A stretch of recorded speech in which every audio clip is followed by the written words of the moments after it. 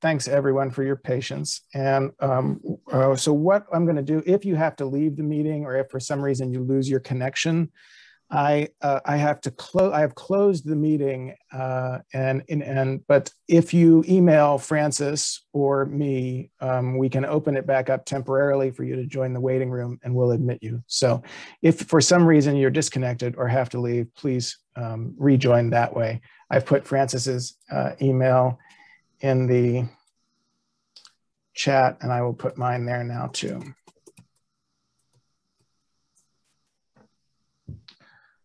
Okay, so I'm gonna stop the screen share, and Nancy, I'll get you on and you can go ahead and introduce our first speaker.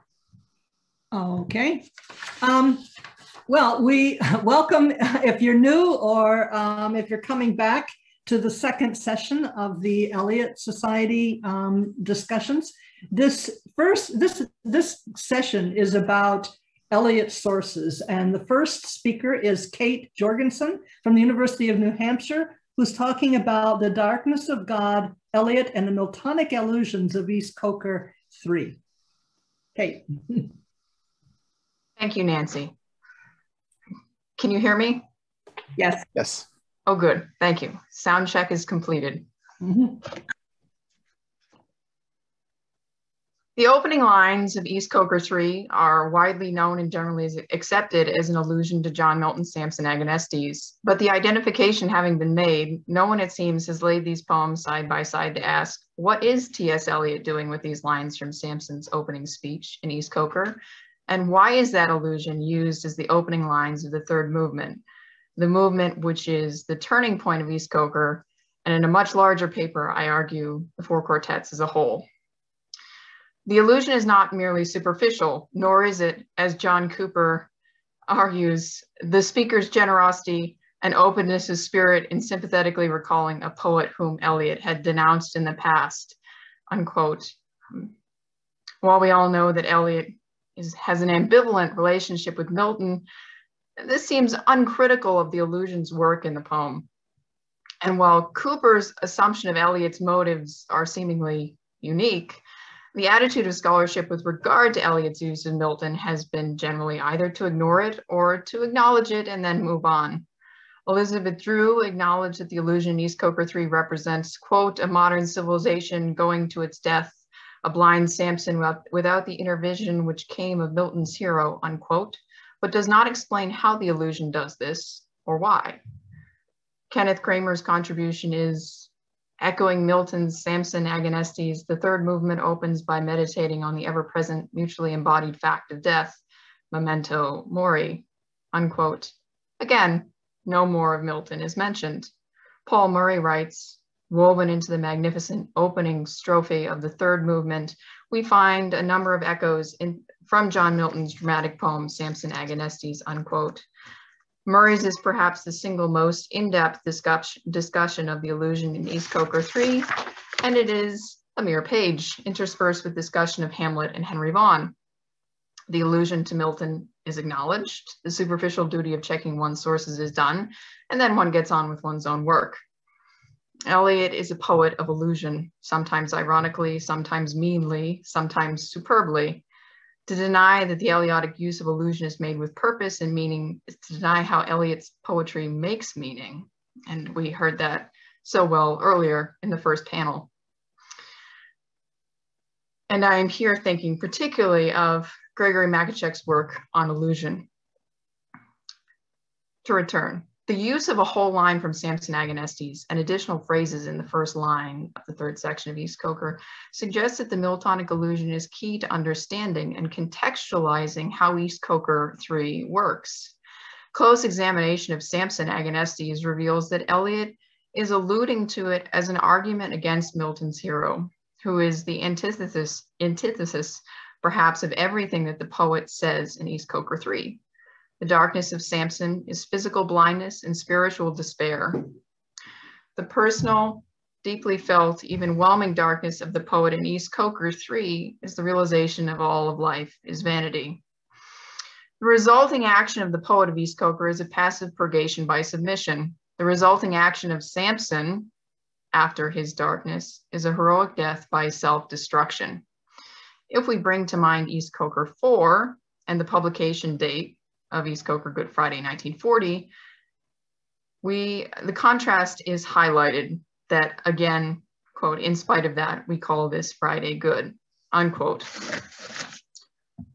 East Coker 3 begins, oh, dark, dark, dark, they all go into the dark, the vacant interstellar spaces, the vacant into the vacant, the captains, merchant bankers, eminent men of letters, the generous patrons of art, the statesmen and the rulers, distinguished civil servants, chairmen of many committees, industrial lords and petty contractors all go into the dark, and dark the sun and moon and the Almanac de Gotha and the Stock Exchange Gazette, the directory of directors, and cold the sense and lost the motive of action, and we all go with them into the silent funeral, nobody's funeral, for there is no one to bury, lines 1 through 11. We hear in those the echo of Samson Agonistes, lines 75 to 89. Oh, dark, dark, dark, amid the blaze of noon, irrevocably dark, total eclipse without all hope of day. O first created beam, and thou great word, let there be light, and light was over all. Why am I thus bereaved thy prime decree? The sun to me is dark and silent as the moon, when she deserts the night, hid in her vacant interlunar cave. There are 3 distinct points of contact in allusion between East Coker 3 and Samson Agonistes. Eliot quotes verbatim, oh, dark, dark, dark, from Samson Agonistes, line 80, as the opening line of East Coker 3. And dark the sun and moon is a reworking of Samson Agonistes, line 86 to 87, and vacant interstellar spaces is a portmanteaued allusion to both Samson Agonistes, line 89, and Wilson Knight. What I am interested in is examining how Eliot uses these quotations as a starting point for the turn of East Coker 3 and 4 quartets, and also how Eliot uses this allusion as a point of contrast. Eliot's poet's form of action is entirely contrary to Samson. It ends in personal purgation, not martial action and political glory.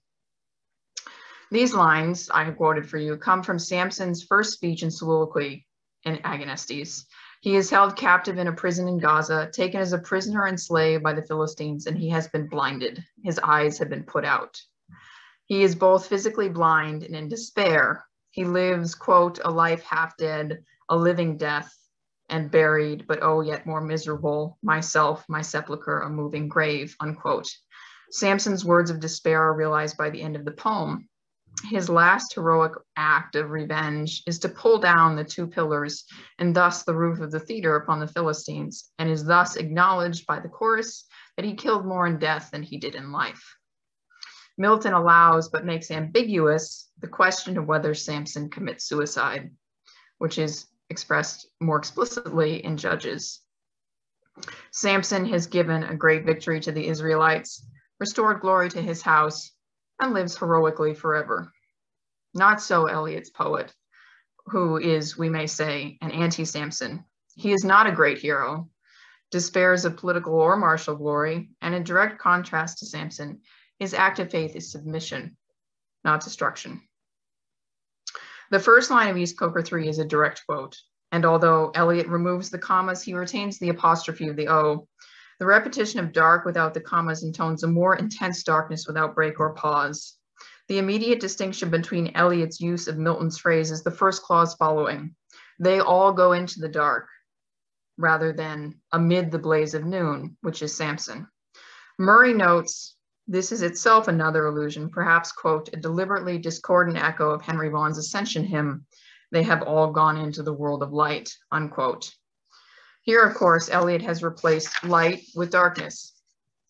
The distinctions between Eliot and Milton are several. First, that Samson is lamenting that even, quote, amid the blaze of noon, what he sees and what he feels is darkness.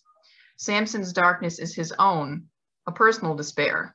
Like Job before him, he holds God responsible for his lack of light, the darkness of his total eclipse, which is because he has been bereaved of his prime decree, which is light. That Samson is suffering and feels abandoned is his personal complaint of double darkness. Eliot's poet uses they. This is not solely personal. a singular individual. It is not the heroic man. Eliot is not going against a heroic man, but rather a whole way of life. It is tremendously important to the speaker that just as the houses and the dancer are gone, so too do they, quote, and, quote, we all go, unquote, they and we. Note, too, that all the people that the speaker speaks of so disparagingly as going are men of action, captains, merchant bankers, eminent men of letters, generous patrons of art, and so on. These are all men of status, of action, men like Samson.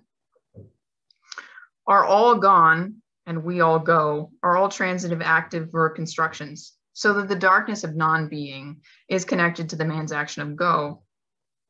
They possess power, wealth, glory, and sophistication, and it is as a consequence of these distractions that they go into the inescapable dark. Thus, life has become a matter of going for the vacant into the vacant, rather than being, and without being, how cold the sense and lost the motive of action.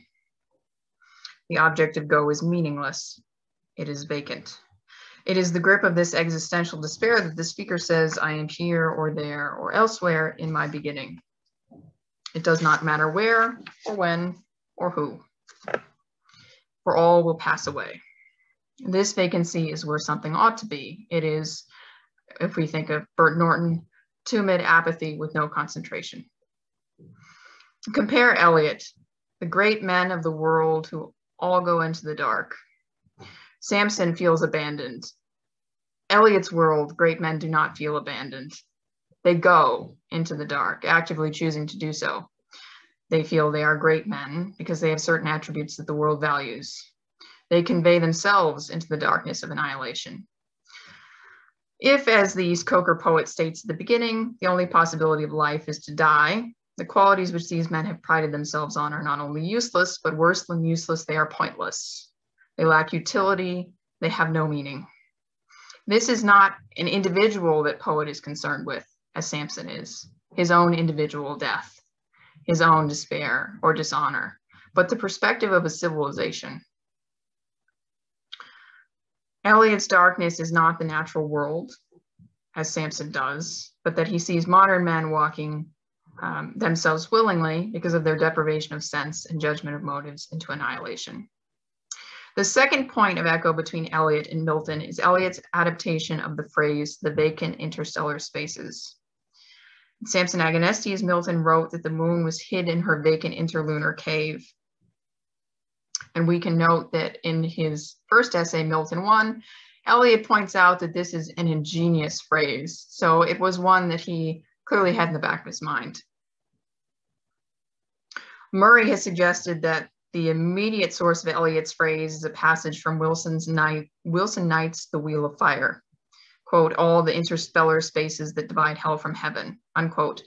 And although it seems probable that Eliot was also echoing this passage, as Murray suggests, it seems clear that Eliot is alluding to Milton particularly. Eliot's line is vacant interstellar spaces, not merely interstellar space as Knight wrote it. Eliot wrote, the allusion in Eliot is clearly a portmanteau of both Milton and Knight. Moreover, Murray's truncation of the phrase referring to Wilson Knight removes the important and vital vacant. It is drawn from the line in Samson Agonistes and refers back to the line of Bert Norton 3, neither plenitude or vacancy, unquote. But Eliot here expands it. We get the vacant going into the vacant. Vacant here refers to the spaces between the stars, hence interstellar, but also refers to the great men going into the spaces of nothingness. Vacancy here is a description and an elaboration of what darkness is, and it echoes from Milton's Samson Agonistes. The third point of echo between Eliot and Milton is Milton's phrase of the sun to me is dark and silent as the moon, which Eliot renders as and dark the sun and moon, unquote. There are two distinctions between Eliot's allusion to Milton and Milton that are important to make here. First, that Eliot excises the personal pronoun. There is no me in the line from East Coker. Second, that Milton's phrase is by way of comparison. The sun is dark and silent as the moon. The sun ought to be bright, and he compares it to the moon by contrast. It is the planet, the difference between day and night is maintained, so that Samson can contrast the dark sun with which he is experiencing with the created reality of the bright sun. Eliot's line makes no comparison between sun and moon. Both are dark. There is no difference between night and day at all. Eliot's poet does not mention the brightness or light of the sun at all, nor God, nor the creation of light, as Samson does. All go into the dark. The impotency and futility of this going into darkness are caught by Eliot with the last line, in cold the sense and lost the motive of action. Murray suggests this is the critical line of East Coker and identifies it as the turn. Like Milton Samson, Eliot's poet, perhaps Eliot himself, is reminded of bleak nihilistic despair, that he is one of those great men going down into the dark. But he is neither like those great men nor like Milton Samson. What is the essence of Samson's despair but that he has been personally humiliated, that he is, quote, still as a fool in power of others, never in my own, unquote. I want to pause here and highlight that use of still. Samson connects being a fool with stillness, but to be still, to choose stillness, is the action of the poet of East Coker. Compare Eliot's poet's response to his great moment of despair in East Coker 3. I said to my soul, be still and let the dark come upon you, which shall be the darkness of God. The explicit command is be still. Even here, though, is the passive command be still, not the active imperative of still. Further, he tells his soul to let the dark come. It is a passive stillness which allows in that let, and there is a more than tentative allusion to the fiat of the Annunciation, as is repeated multiple times in Dry Salvages. That's another digression there. Moreover, it is the dark which comes. Contrast the action of they go into the dark, where the action of going is both active and movement. It is the dark which comes in response to the poet. I would like to end by considering one final point of contrast between Samson Agonistes and East Coker. Milton, perhaps to shift ambiguity on the question of whether Samson commits suicide or not, formally shifts the speaker and point of action away from Samson at the end of the poem. The reader encounters news of Samson's death and triumph secondhand by report. A messenger reports to Manoah what has happened to Samson. This allows Milton to be more ambiguous about whether Samson commits suicide or not. When he pulls down the roof upon the Philistines, he does so in pulling down the same destruction on himself. Before that moment, though, Milton adds a peculiar ambiguity by his shift of action. For Samson looks, quote, as one who prayed, unquote. In the original story from Judges, it says clearly, Samson prayed. In the King James Version, and Samson called unto the Lord and said, O Lord God, remember me, I pray thee, unquote. Is the power of Samson a futile exercise of his autonomy and destructive power, or is it the will of God? Samson Agonistes never resolves this question. This lack of resolution is one final key point of distinction between Samson and Eliot's poet. Eliot becomes more personal, not less, after the beginning allusion to Samson Agonistes, and it recalls and responds to Samson Agonistes in three different ways. There is no doubt whatsoever that Eliot's poet prays. Eliot's poet's form of action is submission, which is entirely contrary to Samson's form of destruction, and it ends in purgation and renewal, not glory. There's one last lingering conjecture that I'd like to add here. Excuse me, we've got really close time, so can you finish up with that sentence? Yes. Sorry. Yeah. I'll skip.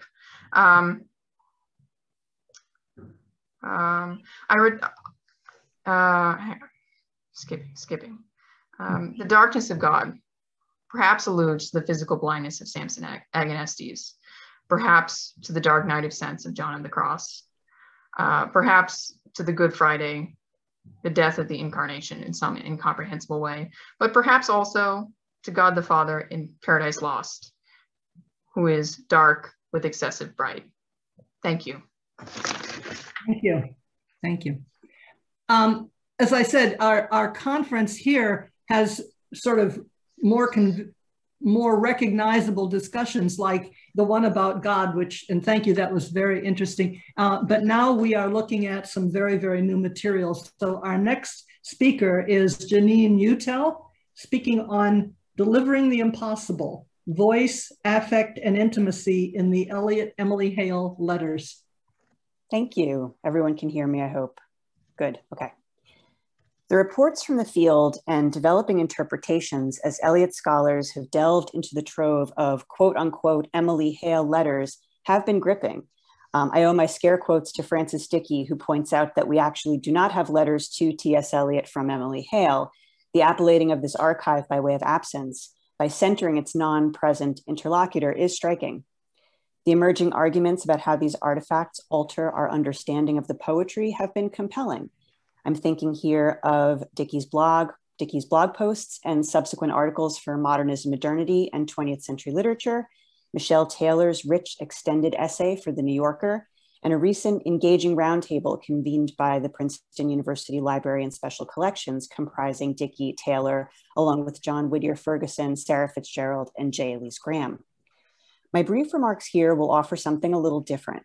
A consideration of the letters from Eliot to Hale, her accompanying narrative, and the resulting commentary by way of intimate life writing studies and relationality. I'll be reflecting on absence, affects, and the conjuring of a we, not we, both through intimate exchange and via the readers of that exchange in their reception of the archive.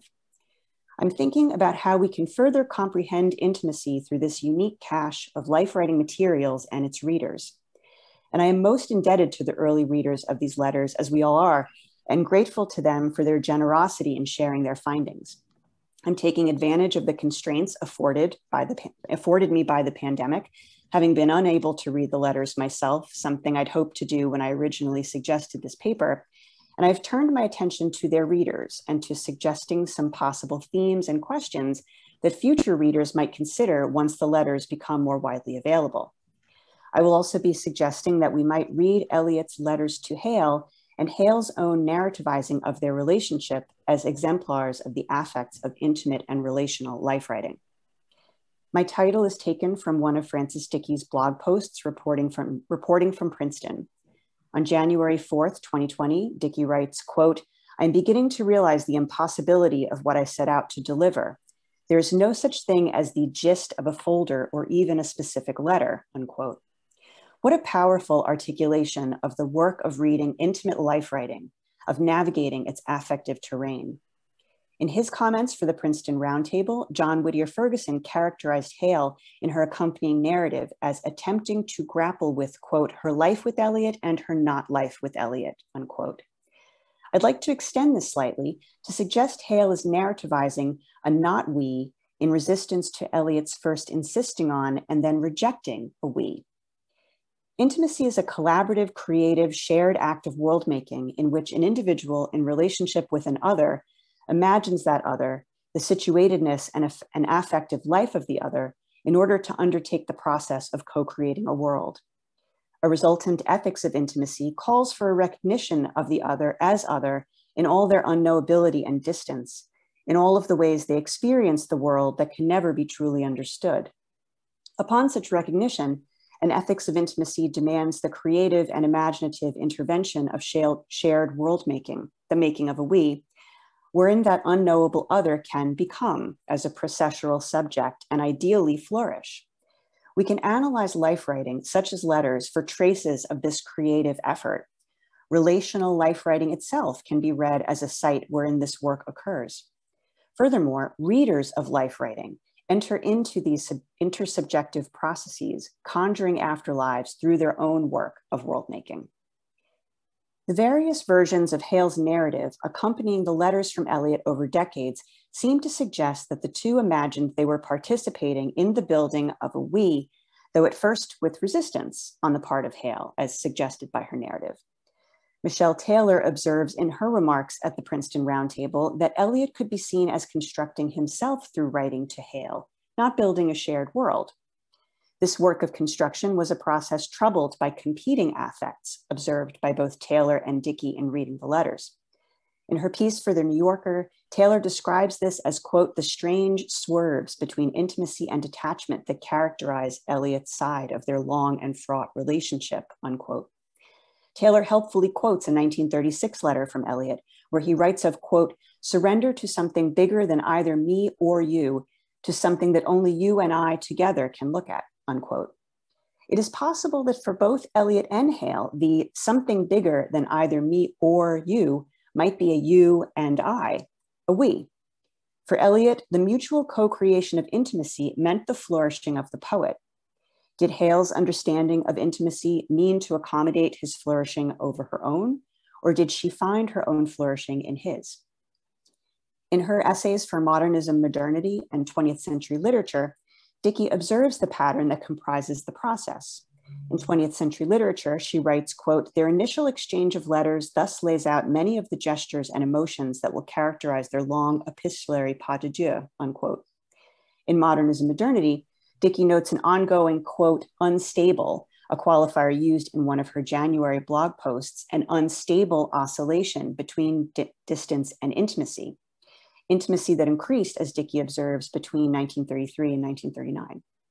She quotes in her piece for 20th Century Literature a letter from December 1935, where upon Hale's return to America, Eliot refers to, quote, the new Emily Tom, Emily-Tom, in recognition of their intimacy, unquote, and that latter part is Dickey. It would seem that a we has been made, a new ontological entity co-created from the making of a shared intersubjective space, or at least Eliot deploys rhetorical and affective moves that would suggest so. But what is meant by intimacy here? And are Eliot and Hale thinking of intimacy in the same way? What definition of intimacy is at work for each as the word recurs, especially in Hale's narrative? And are these conflicting, mutually reinforcing, mutually flourishing? And where is Hale, her voice? Commentators emphasize that Hale's letters to Eliot are missing, burned, even after he imagined that they would lay together in a library so all might see the world they created and the poems he made from that world. They emphasize that we must, quote, read between the lines, and some insinuate that it is easy to glean from Eliot's responses, Eliot's voice, what might have been said in Hale's voice. In his essay for the London Review of Books, Paul Keegan claims that the letters to Hale were where Eliot endeavored to find his voice.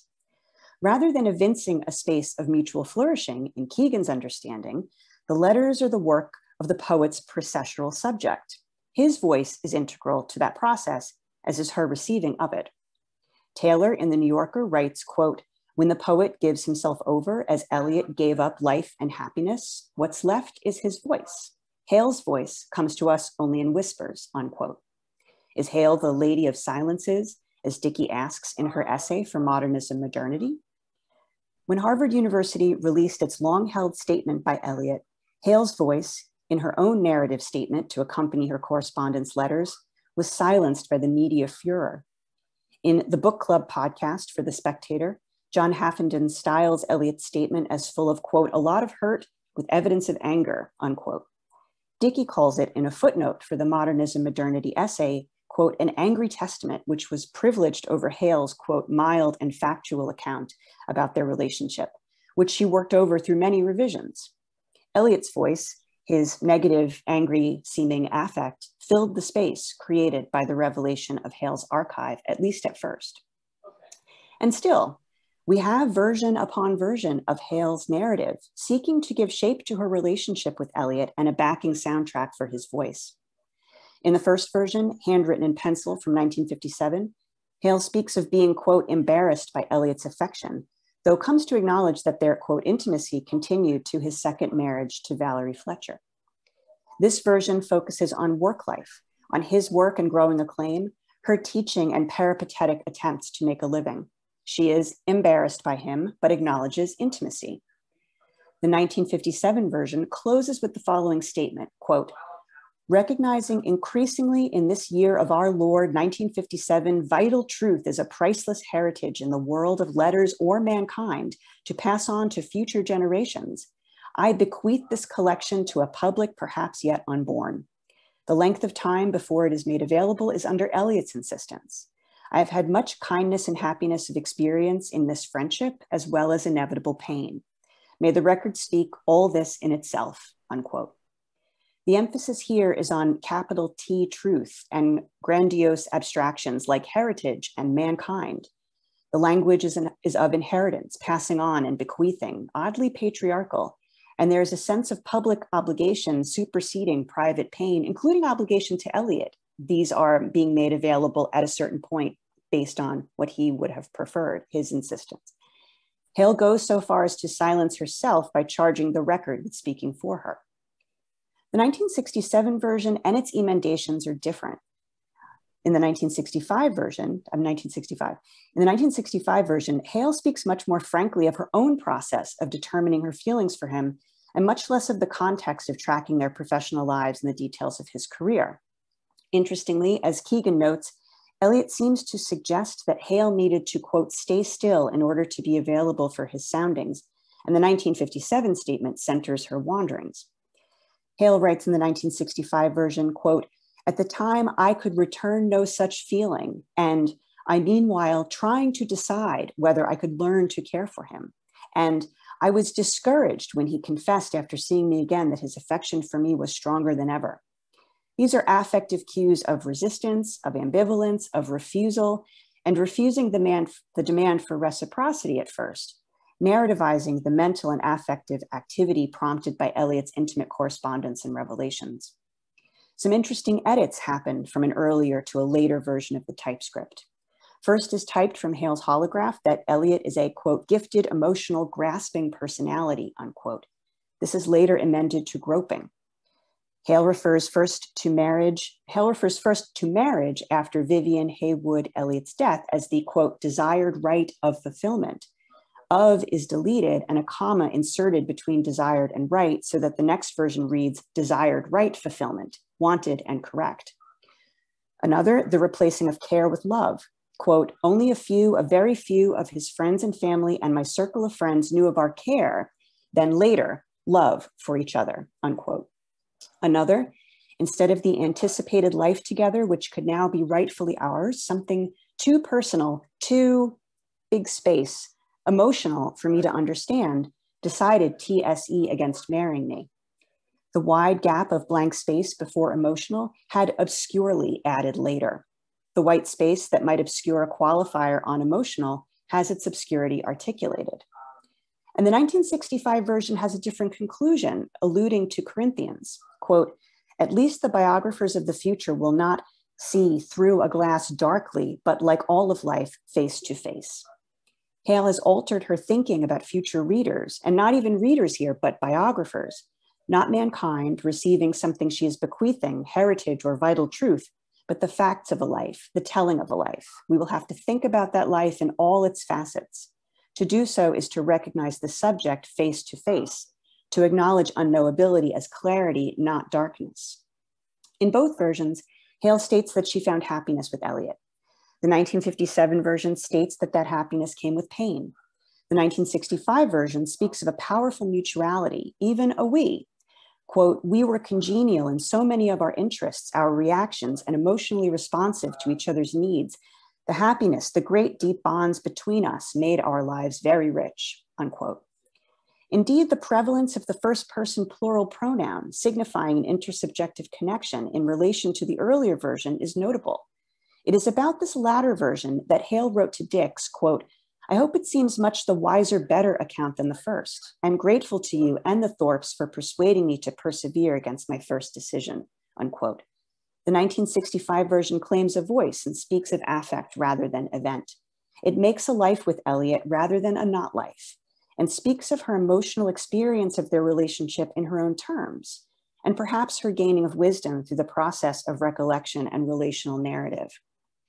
In his podcast for The Spectator, John Haffenden recalls his first response to hearing about the Emily Hale letters, quote, so what, just a handful of love letters, unquote. His comments in that interview reveal, of course, that he certainly did revise that initial dismissal.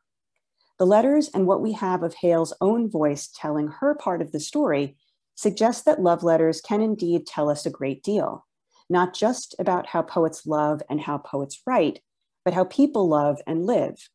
In that, They might just deliver the impossible. Thank you.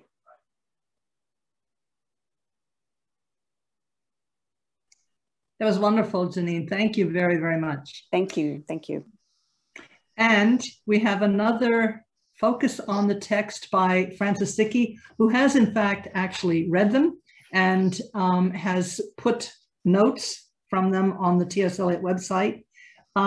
Francis is speaking on His Heart on His Sleeve, Eliot, Emily Hale, and the Personal Work of Art.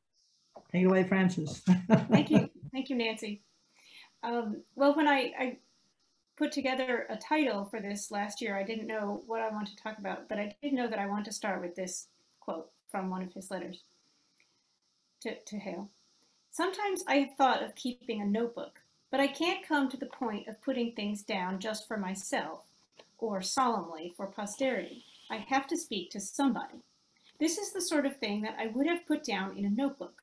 Quote, "The poet wears his heart upon his sleeve. It must be added, first, that this is the last place where anybody would think of looking for it, and second, that they wouldn't recognize it as a heart if they saw it." Unquote. I wonder if that means anything, though it seemed rather clever when I thought of it. Eliot's carefully framed Ars Poetica raises questions that apply to much of the archive itself.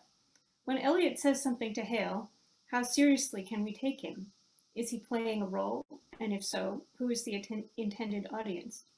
But also, since he's inviting us to look for the poet's heart, where is it? What does it look like?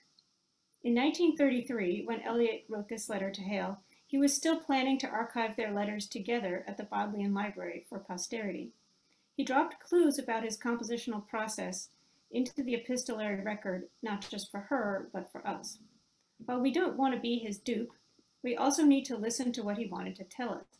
Indeed, when he wrote Tradition and the Individual Talent, that, quote, "The business of the poet is not to find new emotions, but to use the ordinary ones," he was also saying something that we have not always been able to hear, drowned out by a century of commentary on the process of depersonalization and the extinction of personality that he more memorably described in that essay. Though events from his life have often been used to illuminate Eliot's writings in Lyndall Gordon's volumes of biocriticism and afterwards, I think none of us here would be comfortable drawing direct equivalences between Eliot's heart and the words of his poems, still less claiming that he wears his heart on his sleeve. But let us entertain the theory of poetry that Eliot articulated privately to Hale, as seriously as we take Yeats's injunction, as John Whittier Ferguson reminded me, to lie down in the foul rag and bone shop of the heart. My test case for this is Gerontian, one of Eliot's most enigmatic poems, and perhaps the last place where anybody would look for a heart. Eliot wrote the first section of Tradition in the summer of 1919, during or directly following the composition of Gerontian. Recent developments have greatly expanded what we know about this poem, including his comments to Hale about the identity of its characters, his published correspondence with Richard Aldington, Eleanor Hinckley, Mary Hutchinson, and others during that summer, and insights from Anne Pasternak Slater's new biography of Vivian Eliot, The Fall of a Sparrow. The poem is highly autobiographical, and without claiming to have the key that unlocks its secrets, I believe we have a much better idea now of the ordinary emotions behind it. The Hale archive reveals that Eliot consciously represented people from his life in Gerontian, concealing their identities with invented names. The most important of these is Mr. Silvero. In 1931, he tells Hale about Matt Pritchard, former assistant director of the Museum of Fine Arts in Boston, whom he describes as a strange, intense, fanatical fellow with an abnormal love of power over younger men. He adds, "In a poem called Gerontian, I referred to him as Mr. Silvero." In another letter, describing his favorite artworks in the MFA, Eliot mentions that the former curator of Asian art, Okakura Kakuzo, himself a major figure in museum history, is Hakagawa from the same poem. Both identifications are delivered without qualification. The characters in his poems are not based on these individuals, but rather the characters' names are treated as pseudonyms for the real people. A copy of Poems 1920, owned by Lucy Thayer, contains erasures of annotations in Eliot's hand with lines to each of the names in the poem, suggesting that each outlandishly named character corresponds to a person in Eliot's life. These identifications imply that Eliot thought of the poem as having an autobiographical dimension in addition to other meanings. Do we learn anything about Eliot's emotions from these identifications? Admittedly, Eliot's recollections of Pritchard remain vivid. On 2 occasions, he described the mental strain of Pritchard's desire for domination, resulting in a terrifying vision of what he called the abyss, which Jamie Stayer has recently called an episode of homosexual panic.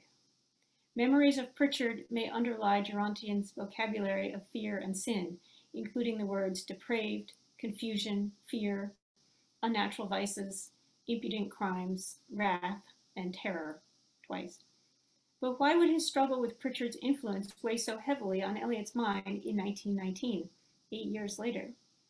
More likely, his current emotional state reminded Eliot of the feelings of fear and guilt he experienced in Paris, and he had plenty of reasons to be disturbed. His father had died in January. His marriage also continued to produce fresh miseries for both partners. Vivian may have revived her affair with Bertrand Russell or been involved with someone else. They spent time apart, and Eliot wrote flirtatious letters to Bridget Patmore and Mary Hutchinson, perhaps testing the waters. By his own admission to Hale, Eliot committed adultery, though we don't know when. Robert Crawford, in a recent publication, suggests the woman was Nancy Cunard. Even if Eliot knew of Vivian's infidelity, and there's still no definite evidence that he did, his letters to Hale suggest that he was more concerned with his own guilt than with Vivian's. He believed that he had ruined their lives by marrying her. He wrote to her, to Hale rather, "It is a greater sin to marry without any feeling at all, I consider, than to marry even from low passion. For a year," meaning a year after his marriage, "I was merely dazed and numbed and did not know what was the matter. Then, quite suddenly, I awoke. Well, I did not know how much, if any, harm I had done to you, but I could know quite well the harm I had done which was under my eyes, and I came to see that this, at all events, I must expiate with the rest of my life. I did try again and again to love as I had promised, but failed utterly, and no one could thrive on what I had left to give." Eliot's account of his culpability echoes Gerontian's question, after such knowledge, what forgiveness? Awaking to the knowledge of his mistake, he can't hope for forgiveness. He feels that the life he leads now is his punishment. Probing further, though, I find that Eliot's feelings of guilt still seem to exceed their cause. He was obsessed with his own sin and fault beyond what he could reasonably be blamed for. Perhaps he feared that whatever attraction to Matt Pritchard he had felt in 1910 had also ruined his marriage. But he seems to be fishing for reasons. Both Slater and the Hale archives suggest a further cause for Eliot's feelings of guilt.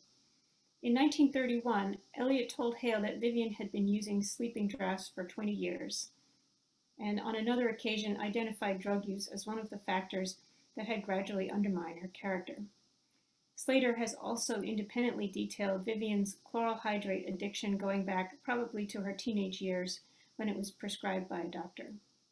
Though Vivian was known to take ether in the 1930s, this new information pushes the beginning of her addiction much farther into the past, before her marriage to Eliot.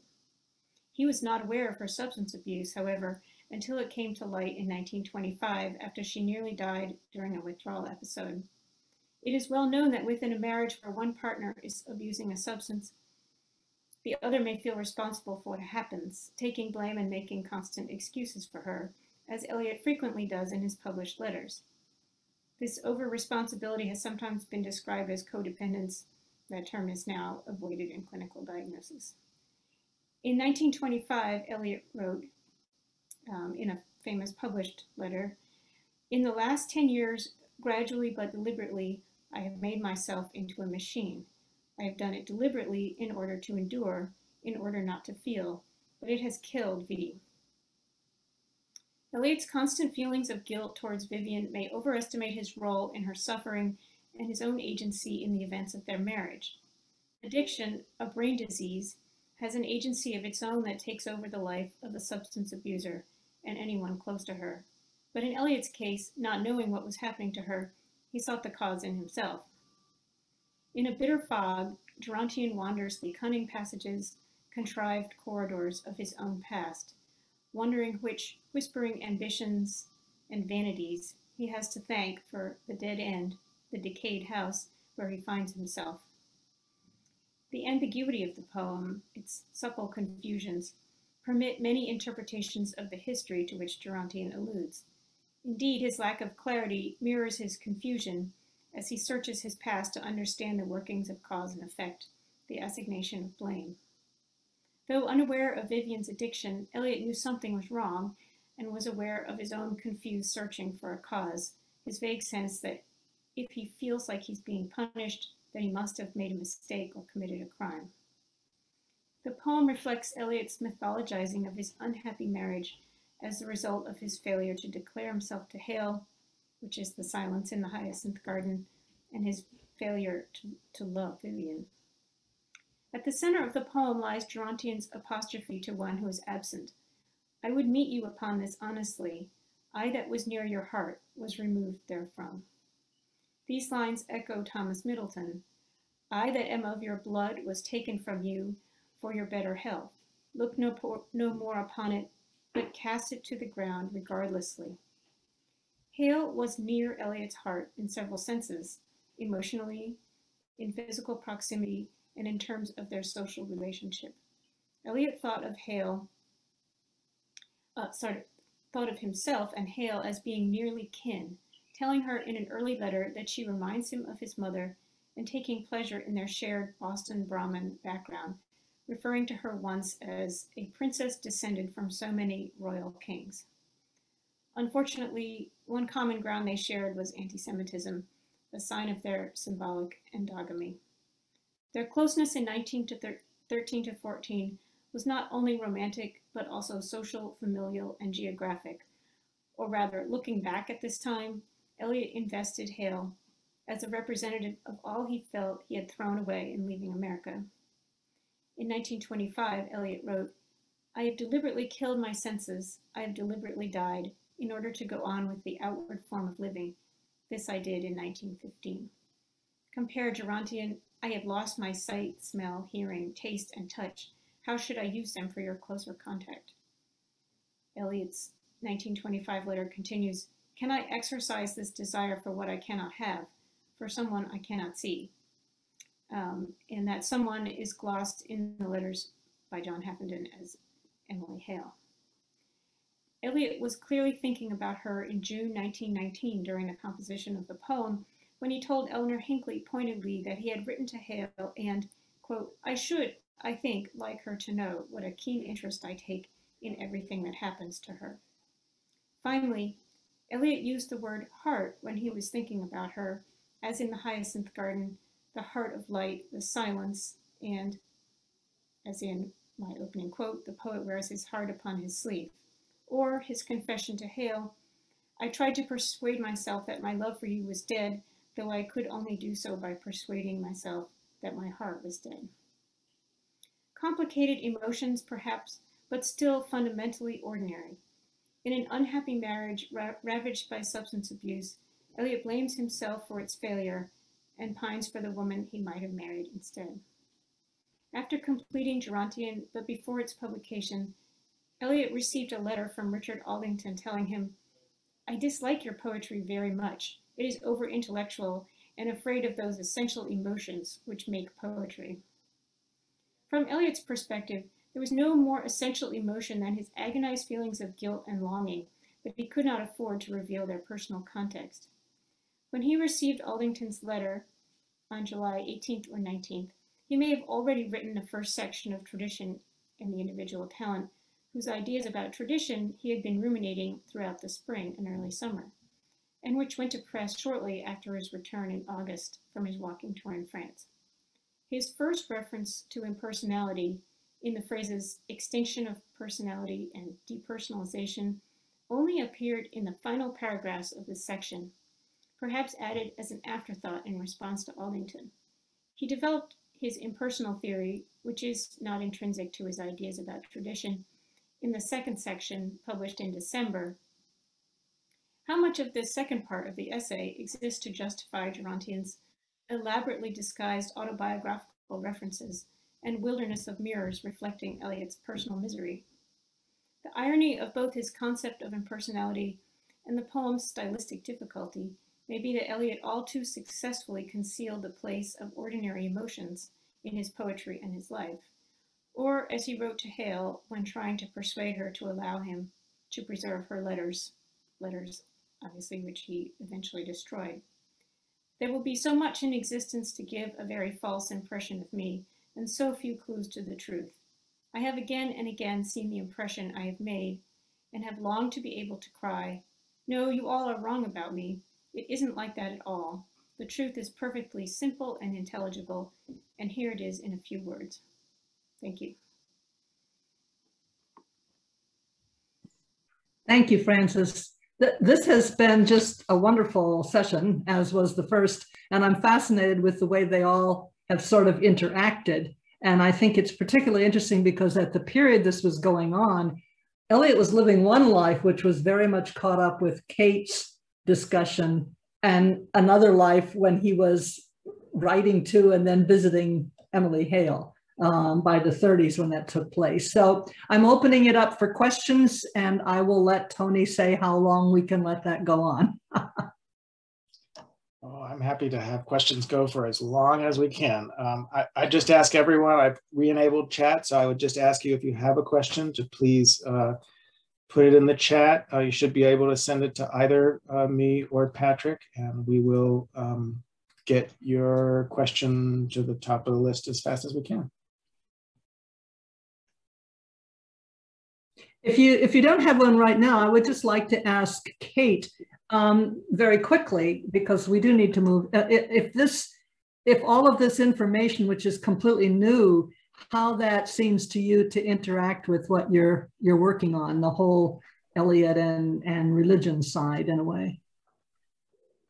Oh, you mean the Hale letters? Yes. I don't know if you have access to them or read the excerpts.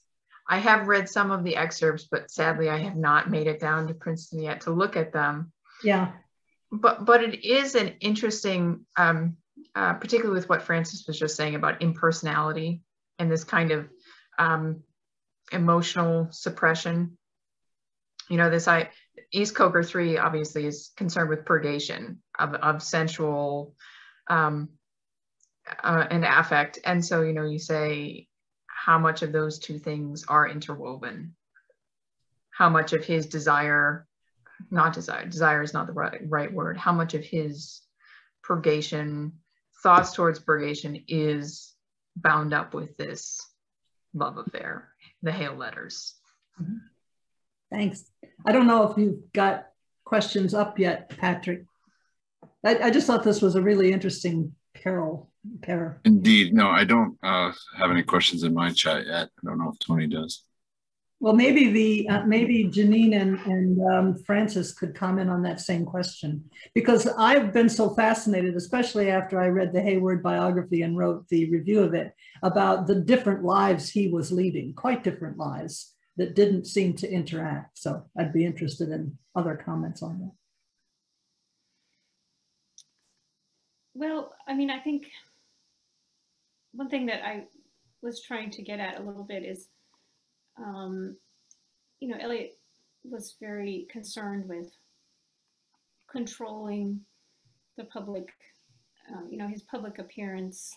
And he created really not two, but three or more lives for himself, all of which were very carefully kept separate. So, you know, his marriage with Vivian was one such life that he covered for her a lot.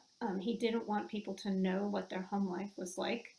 You know, there were people who were in on the secret, but mostly he tried to, you know, maintain an appearance of a happy marriage. And certainly, you know, there was a stigma attached to drug abuse. And I do think that this this side of his marriage has just not received the attention that it needs yet. I actually feel like it probably explains a lot about his secretive and controlling behavior. And it's not that he wasn't secretive before that, but you live with someone, a substance abuser, for 15 years, it's going to really change the way you view the world. And then he started up his epistolary relationship with Hale in 1930, and that was also a secret life that he maintained and really threw himself into, writing to her multiple letters per week, each one of them 2 to 3 pages, single space typed. I mean, it was, in some sense, it was his life. His inner life was conducted through this correspondence. Mm-hmm. And then he had the rest of his career, which was not just one thing. He was an editor at Faber, and he was this eminent Anglican, and he was an avant-garde poet. So there's a lot of secrecy and division in his life that I think is reflected ultimately in what he wrote. Mm-hmm. And so we have a question from Kit Kamiko Toda, who I spotlight for you. Go ahead, Sorry. Kit. Hi, thank you very much for your papers. I found them all very interesting. This is a question for Janine. Sorry, how am I pronouncing it correct? Janine, sorry, yes, apologies. It's okay. I was really interested to hear you talk about the ethics of intimacy. And I was just wondering whether you've thought about, and if so, if you could talk about the possible connections, if any, with his way of seeing, for the want of a better word, influence from another writer, because in Reflections on Contemporary Poetry, he talks about the peculiar personal intimacy, the first passion, the profound kinship, of a young writer for a dead author, for a dead writer, and the language he uses, it's a metaphor of intimacy and relationships, and it's very romantic. And I was wondering if you could maybe, because people always talk about it from that direction, whether it's possible to sort of look into it from the other direction of seeing whether he drew any sort of, I don't know, connections, I suppose, between this intimacy and in a romantic life, and intimacy in a literary sense in reading. That's a great question. So some of my thinking about intimacy and intersubjectivity is actually drawn from theorizations of intertextuality and the ways in which you can, a writer could and a reader could potentially enter into an intersubjective relationship with another text by way of intertextuality.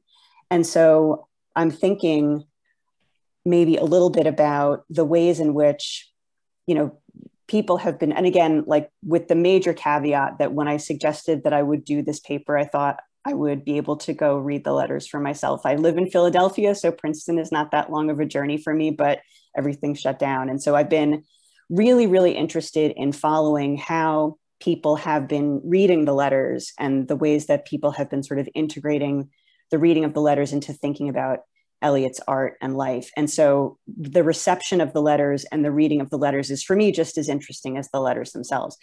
And so the ways that I'm thinking about Eliot, and maybe not just Eliot particularly, but writers who engage in these kinds of epistolary relationships, the ways in which, while there seems to be these sort of gestures towards making intimacy, right? In my way of thinking about intimacy, intimacy depends on viewing another person as an other. And so the work of intimacy is always sort of reaching out towards this other person who is sort of ungraspable. And a lot of this comes from thinking about Emmanuel Levinas's theories of ethics. And so I would possibly see a writer thinking about intimacy with other writers in that regard. And so it's not necessarily I'm feeling a connection to that writer. I'm feeling that writer as possibly other to me. And I'm setting that writer up and those texts up as other to me. And then how might I use that othering as a way to sort of build an intersubjective connection with that writer? And I'm thinking about possibly how Eliot, in wanting to create this space with Hale to develop his own poetic subjectivity, to develop his voice, would require her to be intimate, but also to be somewhat other, so that he could do that reaching, and in that reaching sort of figure out who he was as a poetic subject. And so might that othering process that we see in letters also be at work, an othering process in connecting or relating to other writers? Possibly, right? I mean, we can think about letters as intimate texts, but they are themselves their texts. So they are works of writing in the same way other works of writing might be considered. And so might some of those processes actually be less distinct or different than we think, less divergent than we think. Thank you so much. I'd love to, talk more about this, but obviously I won't do that to let other people speak. Thank you very much. Thanks. A question from Carrie. Go ahead, Carrie. I can unmute. Hi. Thank you all so much for these wonderful talks. And Frances, I guess I was just going to ask you two questions.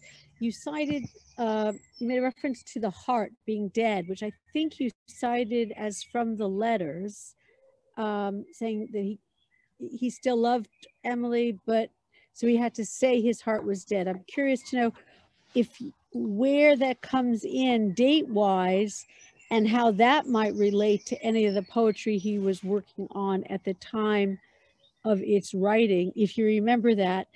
And secondly, because you so interestingly connected Pritchard with the guilt feelings in Jorgensen, do you think that Eliot's use of Poi se sposa nel fuoco che gli affina from Dante, where Dante is citing that in regard to an Arnaud Daniel, putting him in the sodomy circle of the Inferno, does that connect to your argument about, does that help strengthen your argument, I guess is what I'm asking.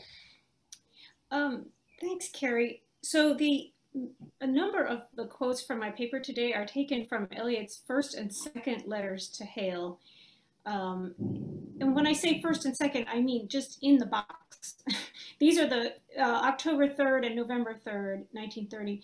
He wrote other letters to her actually during that period that are not preserved in the archive because they weren't under the sign of this, as Janine says, intimate relationship. So he had like a formal correspondence with her that actually overlapped with the beginning of the intimate correspondence.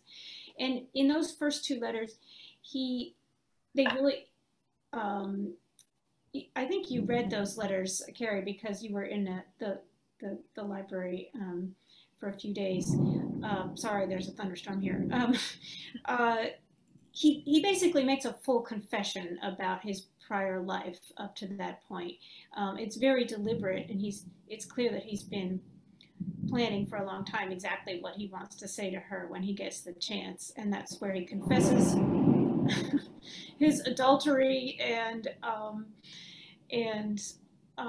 explains, how he came to marry Vivian and how he woke up from this experience and realized that, and felt that his heart was dead.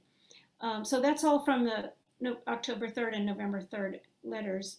As for whether he felt that he would be condemned to hell because he'd had this sort of panic attack due to the relationship with Matt Pritchard, I don't think they had a relationship. I don't think it was anything like that. I think it's pretty hard to tell exactly what happened, but it just sounds like he felt like Pritchard was very charismatic and he felt drawn to him. And it sort of fell under he felt like he'd fallen under Pritchard's influence, and that they took a trip together at Christmas time in December 1910, and he heard Pritchard walking around in the hotel room adjacent to his, and those are the steps that you hear in Mr. Silvero taking in Gerontian. So did he think he was going to go to hell for that? I mean, Eliot, in these letters, he really dramatizes himself sometimes. And that's why I started with those questions about how seriously should we really take everything that he says in these letters, something that my colleagues in the Eliot Society have mentioned to me numerous times, like, don't take him too seriously because he's playing a role just like he does in his poems, and as the Pope of Russell Square and so on. He was in the Possum. He was capable of inhabiting many different roles, and so I think he dramatized his feelings of guilt, even though they also were genuine feelings. So I guess I feel like reading those letters has really made me want to understand what he meant by ordinary emotions, and to just try to give him a chance to have ordinary emotions, and think, yeah, maybe those emotions are behind these poems, and figure out what that means. Thank you very much. Patrick, do we have more questions? I've got a question coming up right now from Susan. I'm going to add her. Thank you, Tony. Can you hear me? Yes, ma'am. So I really enjoyed these papers, and I just have to confess that I didn't even know who Emily Hale was until our practice session, at which point I started looking into it. But because I come to these talks from a different kind of scholarly career, I'm curious about the focus on intimacy and the ways in which Eliot and some of the other people being named reveal themselves to us over time. I'm interested in the absence of a conversation about cultural paradigms and historical components to the expression of self and intimacy. I don't know how to say this, but I felt a kind of recognition for the kind of relationship that he had with Vivian, and then the kind of relationship that he had with Emily. They were singular, no doubt, but they were not without cultural resonance. I mean, there would be a lot of people having these different kind of relationships that would be unique, but you could still measure them against each other.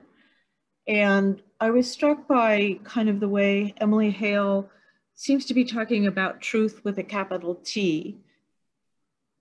So to put this into a question form, I'd be interested in hearing how you think her truth is different than the truth that we're looking for now.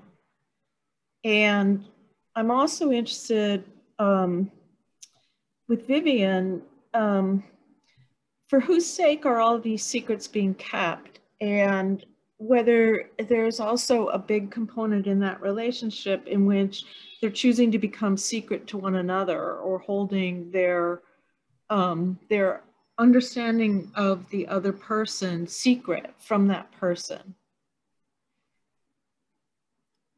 I don't even know why I'm asking that, but it seems like some of the questions the answers would need to come from how they are all participating in and interpreting cultural norms, as well as historical change. So whether you're going with the change or trying to like find the girl that reminds you of your mother.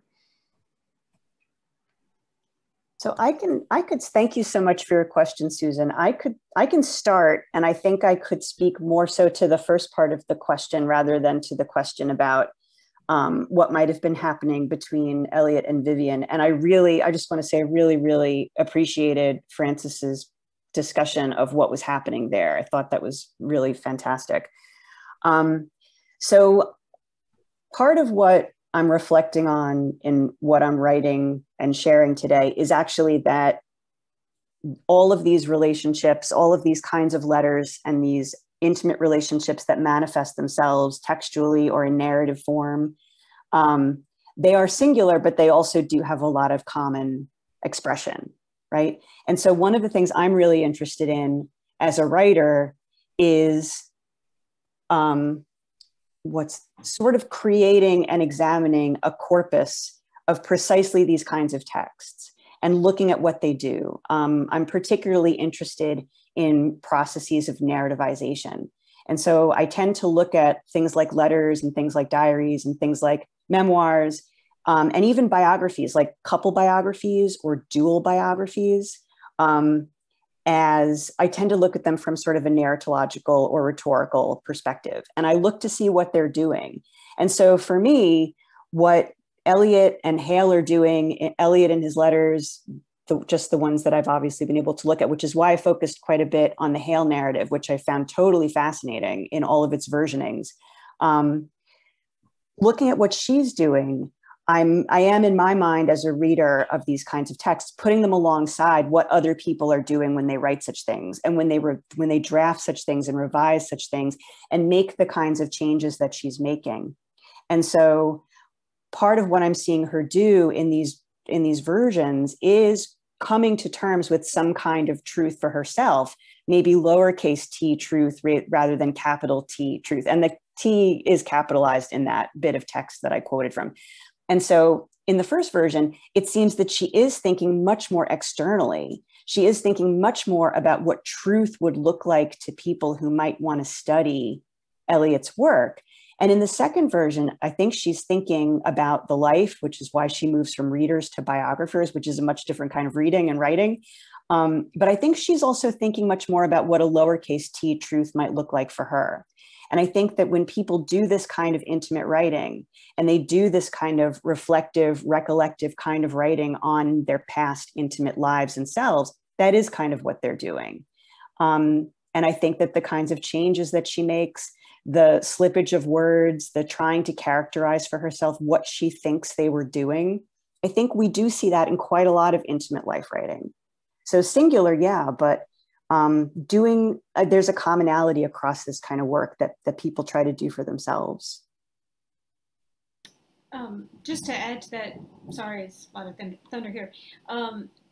You probably know this, Janine, but there was a third, but actually a second, much longer narrative that Hale wrote. She actually dictated it, and then it was typed out for her by a secretary at Princeton, who sent it to her, and then she destroyed it.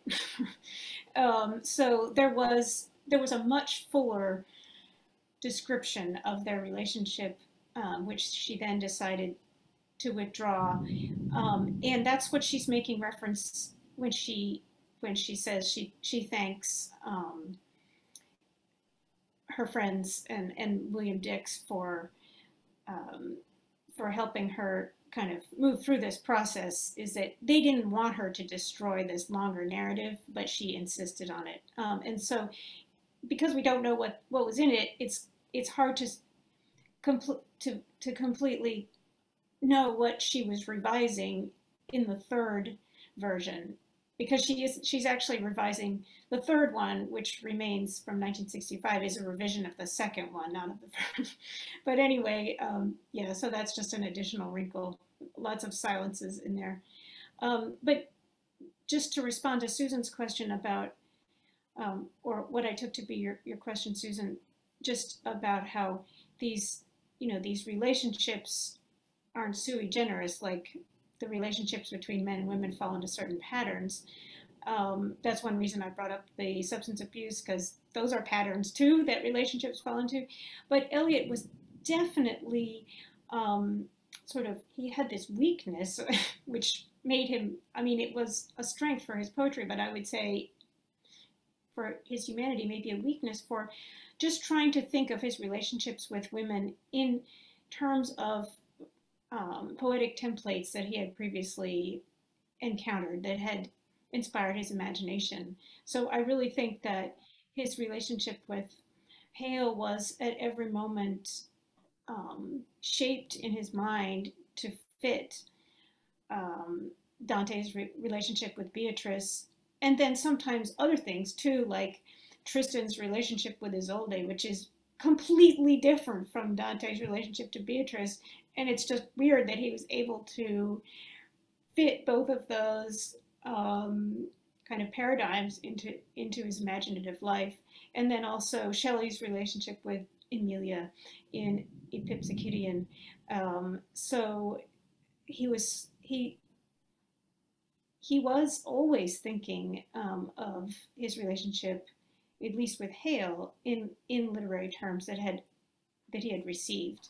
I don't know to what extent that was also true of his marriage with Vivian, but it seems likely that he was doing that with her as well.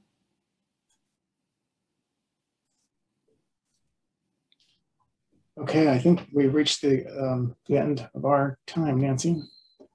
Yes, just two things. I want to thank all the presenters for just fabulous paper. I was thrilled with how they interacted. I thought this worked extremely well. I'm deeply sorry about the Zoom bombing, and I'm going to try to get in touch and send on to Tony people who've been writing to me because they got cut off and they couldn't do it. So there was a lot of interest in this. We lost quite a few people because of the bombing.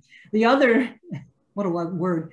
The other thing I wanted to say was that it was put up at the chat thing, but if you didn't notice it, the last 3 issues, I think it is, of Time Present, the T.S. Eliot newsletter, edited now beautifully by Francis and John Whittier Ferguson, has papers written by several of us who have had access to at least a chunk of the material, whether or not we were able to go down there and read it at all. So the spring 2020, the fall 2020 are up on the Eliot website. I don't know, Francis, can you tell me if the newest one is up yet or open? No, okay. I'm not sure. I think fall has been posted, but the fall issue contains, no, the spring issue contains a printed version of Hale's very difficult to read narrative, which is, it's accessible online just as an image of her difficult handwriting, but we printed it in Time Present just for accessibility. So that's. But excuse me, were you finished? No. Yeah. Well, it will come up and be available at some point. And there's in the beginning, there's discussions by Francis and others, and so there's, I think, altogether maybe 4 commentaries about the letters. Is that right? If you go through the total since last spring, I think we've probably published 8 or 9 different commentaries. So people who are interested in this whole issue and haven't seen it, you can read those commentaries on the T.S. Eliot website. Okay, John, did you want to make that clear? I just posted links to all 4 issues that have had substantive discussions of the archive, and it starts last spring and it goes all the way through the fall, and then it starts again. This most recent issue is the spring 2021 is our last one, and that has the Emily Hale piece in it as well. So lots of community responses. It's also up there that they can look at. Yeah, all 4 that are relevant are right there in the chat. I'm happy to send it if folks want to request that in some other form. Thank you. And I think what's important there is you're getting very different kind of perspectives. I mean, you've got Francis who read them all. If you don't know this and it's new to you, there's 1,100 and some letters. I mean, he wrote them just endlessly.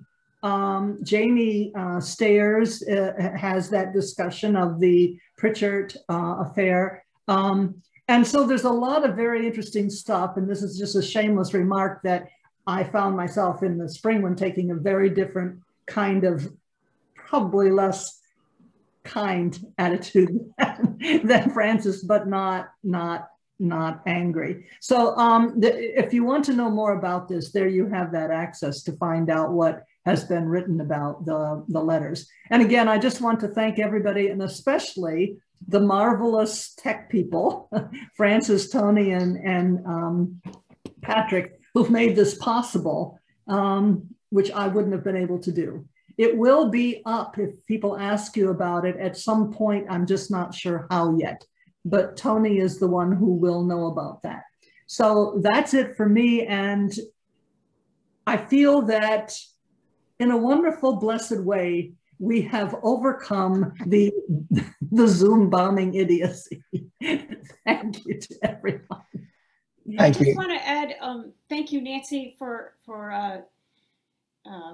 chairing our sessions, and also thank you, Tony, for creating this Zoom meeting and guiding us through it to the other side, and hoping that you join us. The Eliot Society is going to hold its annual conference online again this fall, just out of an abundance of caution, in the last weekend of September. So I hope you join us for that, and we will protect against Zoom bombing. That's fine. Thank you so much, everyone, for coming. Thank you, everyone. Thank you. Good to see you, everyone. Good to see you.